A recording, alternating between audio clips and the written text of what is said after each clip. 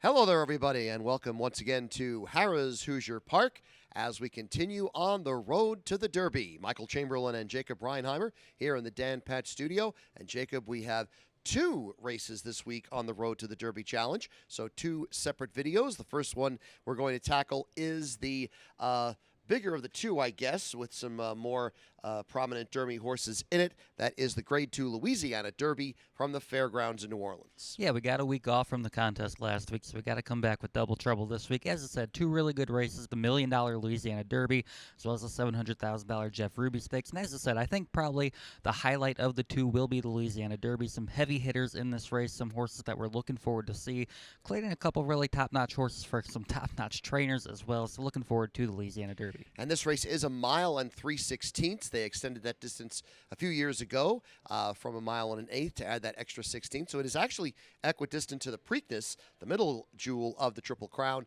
But this is probably the last big test for these horses here before they end up going to Kentucky. Yeah, absolutely. Racing at that 1.25 mile distance for the Kentucky Derby. A really good tune-up for that here at Louisiana, or Fairgrounds, rather. They got that really long stretch at Fairgrounds, too. I know you're pretty familiar with the place. Yes. So I think this is a good test. We're seeing some good horses come from this race to the Kentucky Derby, and I don't think this will be any different this year. But I'm not mistaken, I think only two horses have actually won the Louisiana Derby and then gone on to win the Kentucky Derby, that being Black Gold in 1924, which is 100 years ago now. Got to go way back. And Grindstone from 1996 also, I believe, accomplished that feat as well. One of the two Jerry Bailey Derby winners. He also won in 1993 with Sea Hero. We take a look at our field of 12, going the 1 mile and 3/16. The morning line favorite is on the outside, number 12, Track Phantom for trainer Steve Asmussen. The Derby still noticeably absent on his resume. The Track Phantom is 3-1. Joel Rosario in the saddle. Second choice, number 5, Catching Freedom.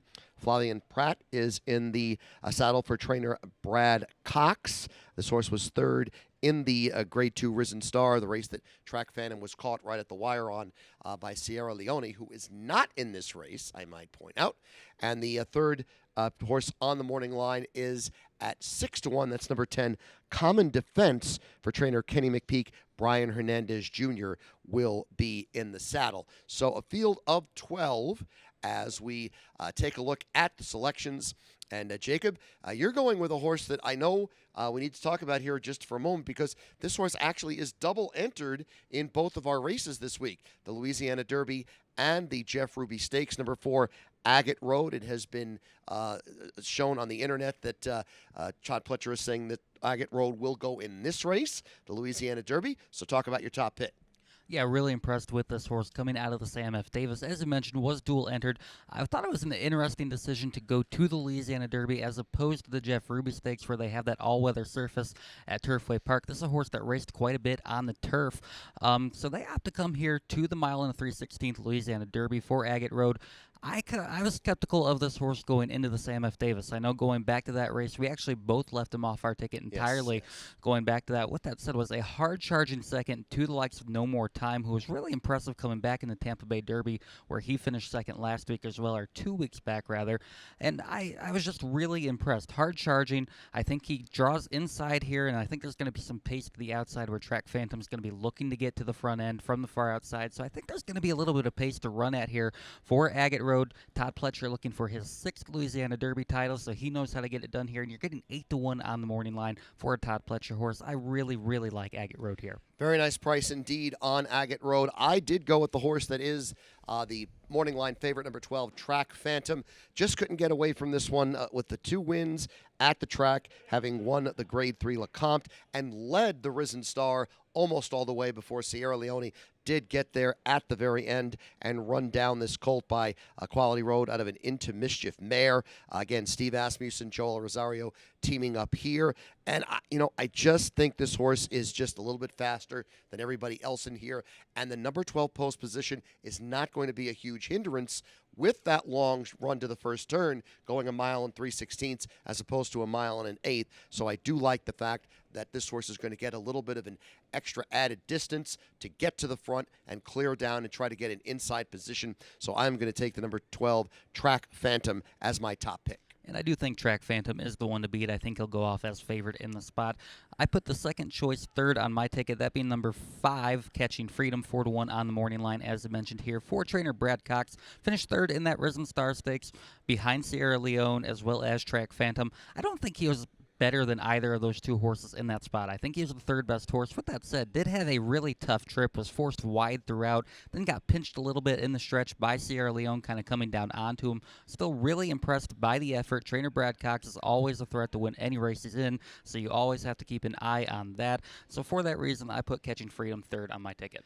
The second pick for me, Catching Freedom, and that gives me my third pick, which is going to be number 2, Hall of Fame, another Steve Asmussen trainee in here. By Gun Runner out of a Giants Causeway mare. This horse did break the maiden at a 1.16 at the fairgrounds on January 20th as a less than even money favorite. Was very well considered in the Grade 2 Risen Star, but just did not have it that day. And I wonder if the wet track was possibly the cause of that as well. Track Phantom, as we said, got to the lead and basically dictated matters in that race.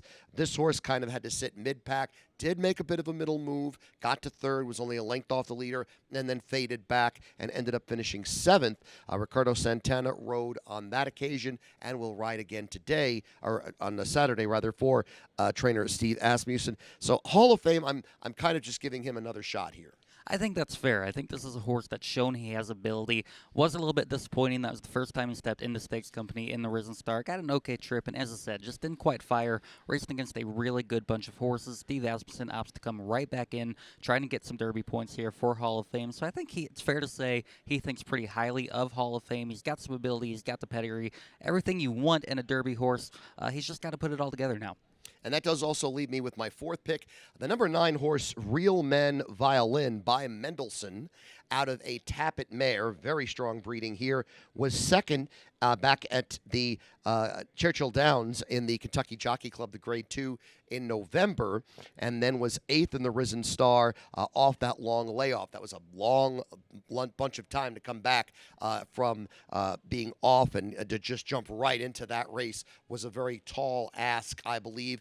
Corey Lannery is going to have the ride for trainer Kenny McPeak. Lannery is one of the leading riders at the fairgrounds this season, having a spectacular season down in New Orleans. So I think this horse might do something, maybe with a little bit of value attached. Yeah, and I think in a race like this, where I think you're going to have a clear favorite in the likes of Track Phantom, it's always nice to look for a little bit of price underneath, where it looks like the top couple chalk horses maybe separated themselves a little bit. Always got to look for that price underneath.